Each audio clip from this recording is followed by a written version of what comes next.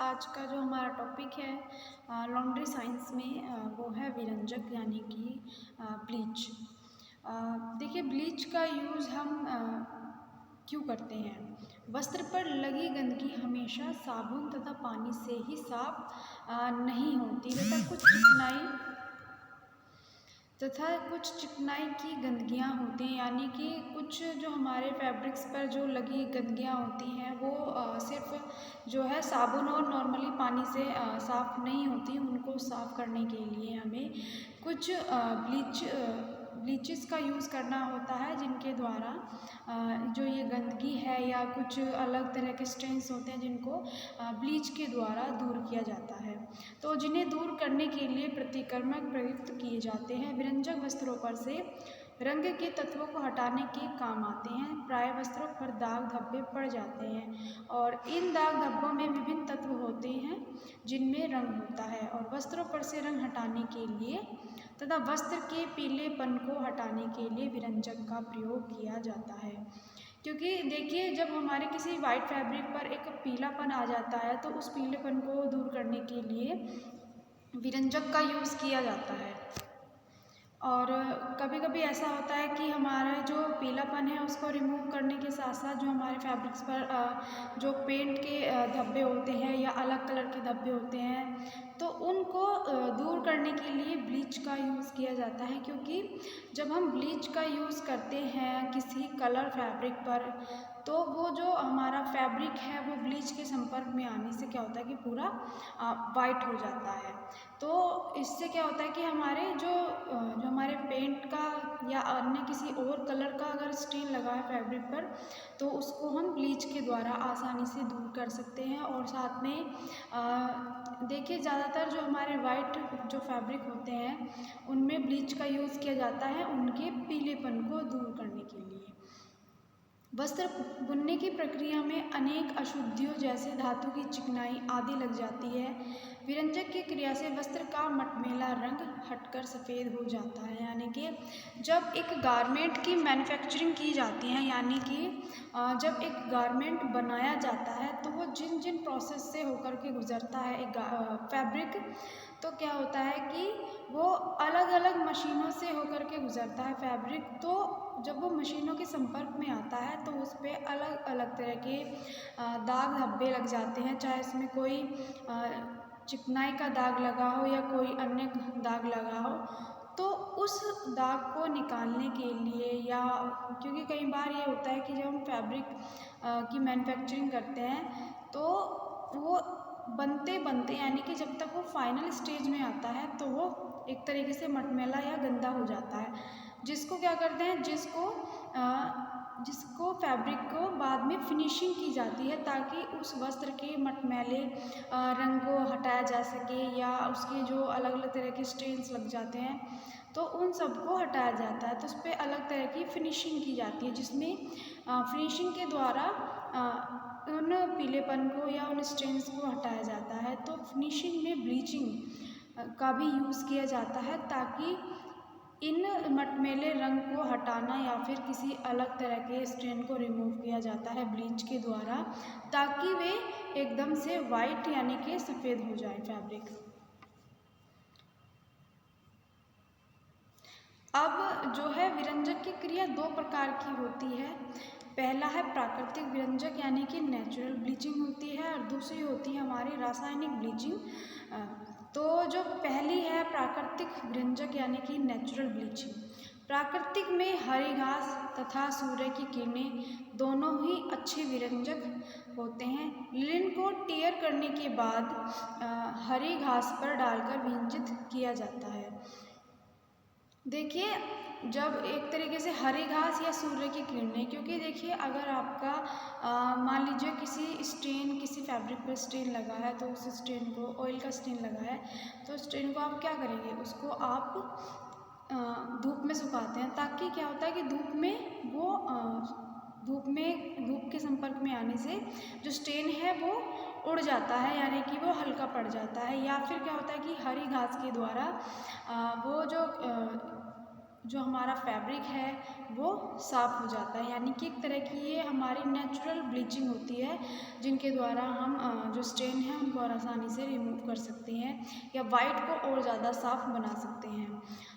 फिर आता है हमारा रासायनिक विरंजक यानी कि केमिकल ब्लीचिंग। वस्त्रों को विरंजित करने के लिए कई प्रकार के रासायनिक पदार्थ प्रयुक्त किए जाते हैं। किस रेशे से बने वस्त्र पर कौन सा, ये जो थोड़ा सा गलत हो गया है, यह कौन सा रासायनिक पदार्थ प्रयोग किया जाए, यह रेशे की प्रकृति, भौतिक व रासायनिक विशेषताओं पर निर्भर करता है। क्योंकि देखिए जो हमारी ब्लीचिंग होती है वो हर एक जो हमारा फाइबर यानी जो हमारा रेशा है हर एक फाइबर पर अच्छा इफेक्ट नहीं डालता, क्योंकि कुछ जो हमारे फाइबर होते हैं वो ब्लीचिंग के संपर्क में आने से क्या होता है कि वो वीक पड़ने लगते हैं। तो हर एक जो फाइबर होता है, हर एक फाइबर की जो प्रकृति होती है या जो उसकी फिज़िकल प्रॉपर्टी होती है, हर एक फाइबर की अलग अलग फिज़िकल प्रॉपर्टी होती है, हर एक फाइबर की केमिकल प्रॉपर्टी होती है। तो वो इनकी फिज़िकल और केमिकल प्रॉपर्टी या उसकी जो प्रकृति है उस फाइबर की, उसके अकॉर्डिंग ही ब्लीचिंग का यूज़ किया जाता है। क्योंकि देखिए अगर हम ज़्यादा ब्लीचिंग का यूज़ करते हैं किसी भी फैब्रिक पर तो क्या होता है कि जो हमारे फैब्रिक के फाइबर्स होते हैं वो बहुत वीक पड़ जाते हैं, यानी कि वो बहुत कमज़ोर हो जाते हैं, जिससे क्या होता है कि जो हमारा फैब्रिक है वो बहुत जल्दी ही ख़राब हो जाता है, यानी जो उसकी फैब्रिक की लाइफ है वो बहुत ज़्यादा कम हो जाती है। तो जो केमिकल ब्लीचिंग है वो भी जो फाइबर की प्रॉपर्टी को देखकर ही यूज़ की जाती है फैब्रिक्स पर। फिर आता है हमारा ब्लीचिंग। जो हमारा ब्लीच है वो कितने टाइप्स का होता है। पहला होता है हमारा ऑक्सीकारक प्रतिक्रमक यानी कि ऑक्सीडाइजिंग एजेंट, और दूसरा होता है अपचयन प्रतिक्रमक यानी कि रिड्यूसिंग एजेंट। तो जो हमारा ऑक्सीकारक प्रतिक्रमक होता है वो होता है हमारा सूर्य का प्रकाश, घास तथा नमी। दूसरा होता है हमारा सोडियम पर बोरेट, थर्ड होता है पोटेशियम पर मैग्नेट, और फिर आता है हमारा फोर्थ हाइड्रोजन पर ऑक्साइड, और लास्ट है सोडियम हाइपोक्लोराइड। इसी तरह जो हमारे रिड्यूसिंग एजेंट है इसमें भी दो तरह के होते हैं। इसमें होता है एक तो सोडियम सल्फाइड और दूसरा होता है सोडियम हाइड्रोसल्फाइड। तो जो हमारा पहला आता है ऑक्सीकारक प्रतिक्रमक यानी ऑक्सीडाइजिंग एजेंट। इन विरंजकों में ऑक्सीकरण की क्रिया होती है, अतः जब ये प्रतिक्रमक वस्त्र पर प्रयोग किए जाता है तो प्रतिक्रमक का ऑक्सीजन स्वतंत्र होकर दाग धब्बे के संपर्क में आकर उन दाग धब्बों को रंगहीन रूप में बदल देता है। यानी कि मान लीजिए अगर आपने कोई जो फैब्रिक वॉश किया है और उस फैब्रिक को आप मान लीजिए किसी हरी घास पर डाल देते हैं, तो क्या होता है कि जो हरी घास की ऑक्सीकरण की जो प्रोसेस होती है वो उस फैब्रिक में से होकर के जो वो स्टेन है उस स्टेन को रिमूव करती चली जाती है। या फिर आप कह सकते हैं कि जो हमारे बड़े बड़े गारमेंट होते हैं, या मान लीजिए फॉर एग्ज़ाम्पल जैसे कि मान लीजिए टेंट वगैरह के जितने भी बड़ी बड़ी फैब्रिक्स होते हैं, क्या होते हैं उनको या तो हरी घास पर सुखाया जाता है या फिर उनको खुले घास में धूप के ऊपर डाल दिया जाता है।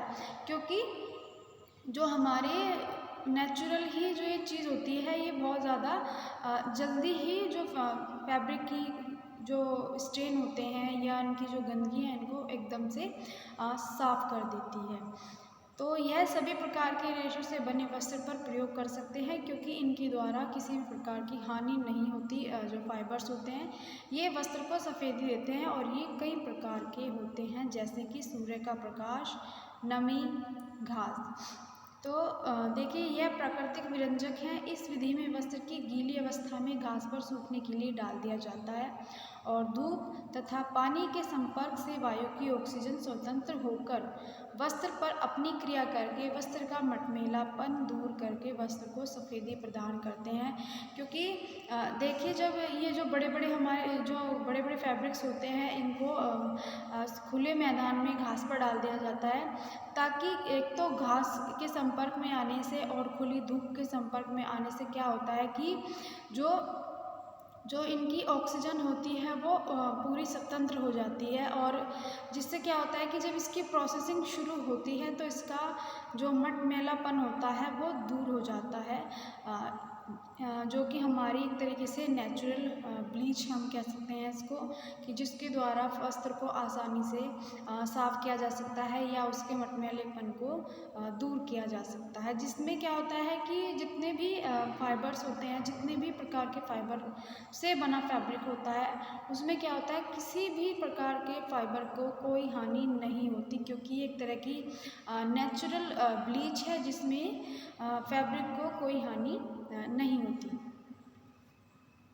फिर आता है पोटेशियम परमैंगनेट। इस विरंजक में ऑक्सीजन का प्रतिशत अधिक होता है, अतः ये कपड़े पर से जो स्याही होती है या फफूंदी होती है, पसीने के दाग बहुत आसानी से हटा देता है। लेकिन दाग हटाने के बाद वस्त्र पर सफ़ेदी के स्थान पर ये एक हल्के कलर का या ब्राउन कलर ले आता है। तो इस कमी को दूर करने के लिए क्या किया जाता है?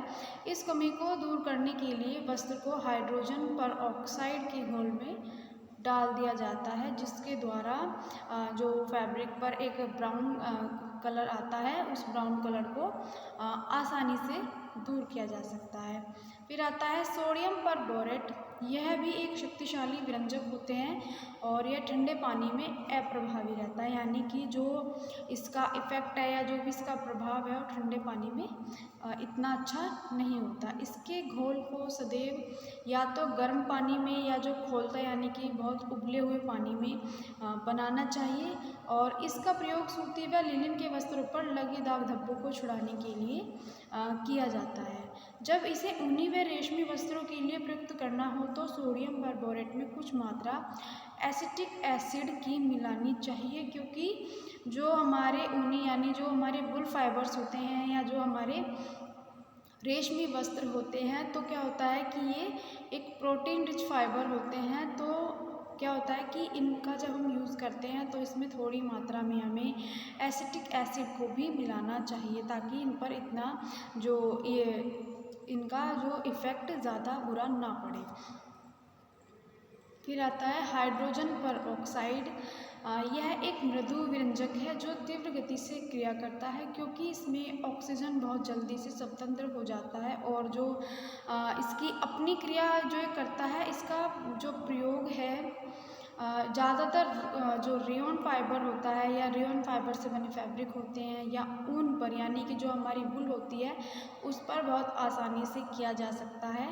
हाइड्रोजन पर ऑक्साइड का प्रयोग करके वस्त्र को तुरंत पानी में खंगालकर विरंजक के प्रभाव से मुक्त करना चाहिए, क्योंकि ये जो हमारी ब्लीचिंग होती है या जो हमारे ब्लीच होते हैं, ये काफ़ी जो अगर इनको हम फैब्रिक पर ज़्यादा देर तक अप्लाई करते हैं तो ये हमारे फैब्रिक्स को हानि पहुंचाते हैं, यानी कि जो हमारे जो फैब्रिक की फाइबर्स होते हैं उनको वीक करते हैं, ताकि जो उनके फाइबर यानी जो उनके रेशे होते हैं वो बहुत कमज़ोर पड़ने लगते हैं। तो किसी भी अगर केमिकल का या किसी भी ब्लीच का यूज़ अगर आप किसी भी गारमेंट में या किसी भी फैब्रिक में करते हैं तो उसको तुरंत उसका यूज़ होने के बाद उसको तुरंत सादे पानी से धो लेना चाहिए और उसके जो ब्लीच है उसको रिमूव करना चाहिए। फिर आता